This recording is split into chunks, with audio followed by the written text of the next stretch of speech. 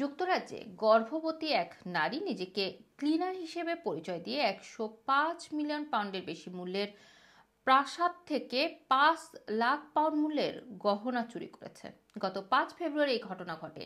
Buckingham প্যালেসের পর রাজধানী লন্ডনের দ্বিতীয় বৃহত্তম বাড়িতে এই প্রেগন্যান্ট চোর চুরি করে। ২৪ বছর বয়সী এই চোরের নাম লুমিনিতা জামফির। ঘটনার দিন তিনি ১০৫ মিলিয়ন পাউন্ডের প্রাসাদে এসে কর্মীদের জানান যে তাকে একটি সংস্থা ক্লিনার হিসাবে ট্রায়াল শিফটের জন্য পাঠিয়েছে। এরপর তাকে সেখানে প্রবেশের অনুমতি দেওয়া হয়। এলিট রয়্যাল প্রোটেকশন অফিসারদের সুরক্ষা থাকা সত্ত্বেও জামফির একটি ধনী ইন্টারন্যাশনাল ব্যবসায়ী পরিবারের ৫,৪৮,৫৬৫ পাউন্ডের আংটি, নেকলেস এবং কানের দুল ছিনতাই করেন।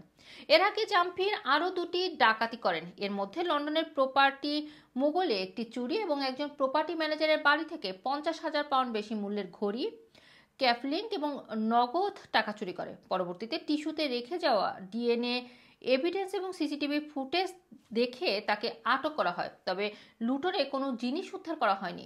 এদিকে জামফির ১৮ এপ্রিল রিমান্ডে থাকাকালীন সন্তান প্রসব করেন।